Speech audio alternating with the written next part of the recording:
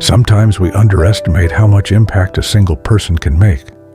We assume that change comes from crowds, from movements, from something big and loud. But the truth is often much quieter than that. It starts with one idea, one thought, one moment where someone decides to create something that didn't exist before. And most of the time, that moment doesn't look important. It looks small, almost forgettable, like a random thought passing through your mind on an ordinary day. But those are the moments that shape everything. I remember being asked to tell a story once, something simple, something light. And I thought, what kind of story could actually matter to people who are busy, who have their own lives, their own struggles, their own ambitions? So instead of trying to impress, I decided to tell the truth.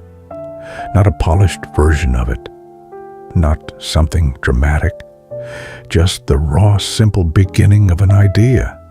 Because every great thing you see today started as something fragile, uncertain, and easy to dismiss.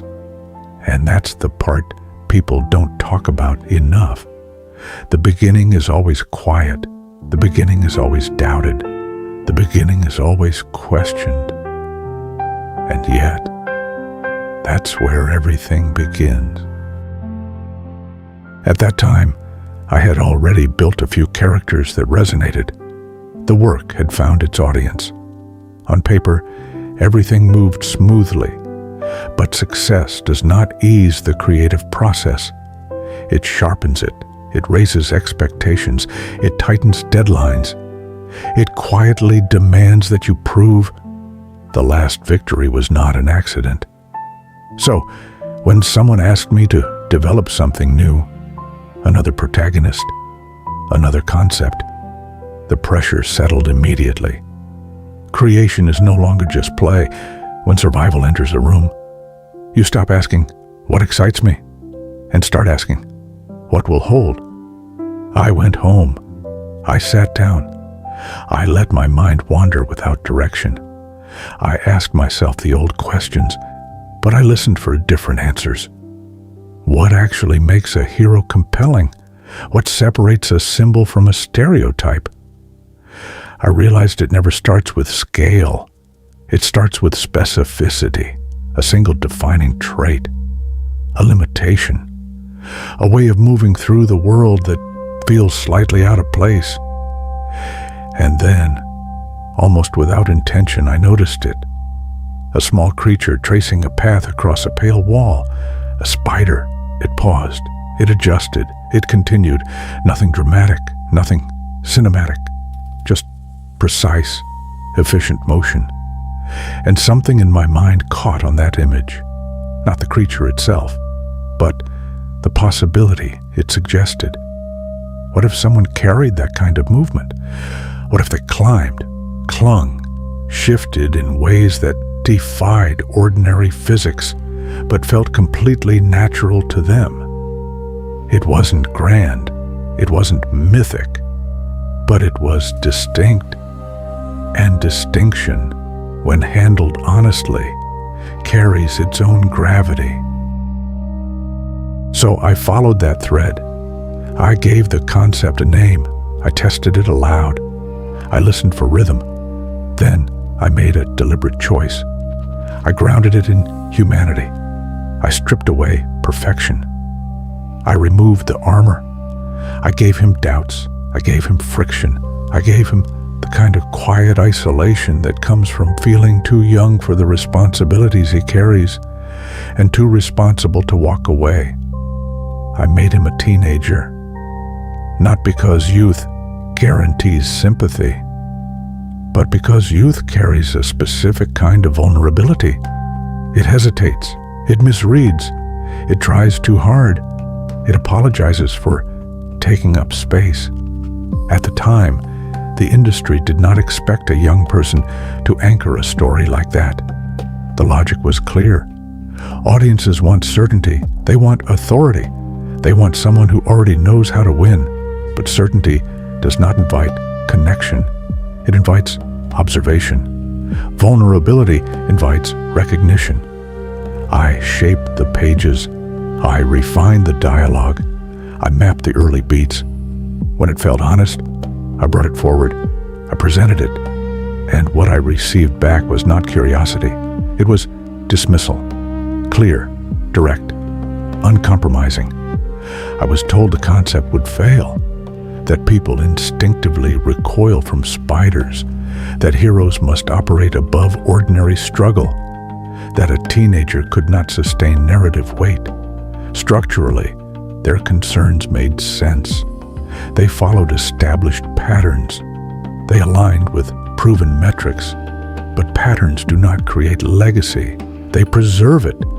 And something inside me refused to fold, not out of arrogance, not out of defiance, out of quiet recognition. I had seen how the idea behaved when it lived on the page. I had watched it breathe. I knew it held a pulse, even if the room could not hear it yet. I carried it away. I kept it close. I continued shaping it in private, because conviction rarely arrives with applause. It arrives as a steady, internal alignment, a quiet certainty that says, this matters, even if no one else sees it today. And that is the part we rarely discuss. The space between the first spark and the first breakthrough, the months of silence, the repeated revisions, the internal arguments, the moments you almost let it go, but you don't. Because beginnings are not designed to be comfortable. They are designed to be survived. They ask you to hold on to something unfinished, to defend something unproven, to trust your own judgment when the room disagrees. You will notice this pattern if you look closely. Every structure you admire began as a sketch. Every voice you trust began as a hesitation. Every movement that eventually filled rooms started with one person speaking softly to an empty space. We just forget the quiet years. We only remember the loud results. But the quiet years do the real work. They test your patience. They clarify your intent. They strip away everything that does not belong. And they teach you how to listen to the small signals, a passing image, a lingering question, a sentence that refuses to leave your mind. Those are not distractions. They are invitations. So if you are holding something that feels too small to share, keep it. If it feels uncertain, let it be. If it has not yet found its audience, that does not mean it lacks value. It means it is still forming. Do not rush it into the light before it learns how to stand. Do not abandon it because the first room does not applaud. Sit with it, refine it, test it against your own standards, not someone else's timeline. And when it finally speaks clearly, you will recognize it, not because it shouts, but because it finally sounds like the truth. The beginning is always quiet. It always invites doubt. It always asks you to wait. But it is also the only place where anything new can actually start. And sometimes that is enough. The loudest rooms forget how the silence sounded.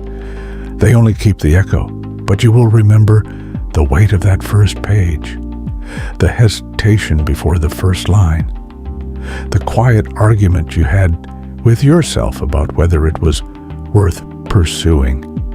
Hold on to that, not because it proves you were right, but because it proves you were present.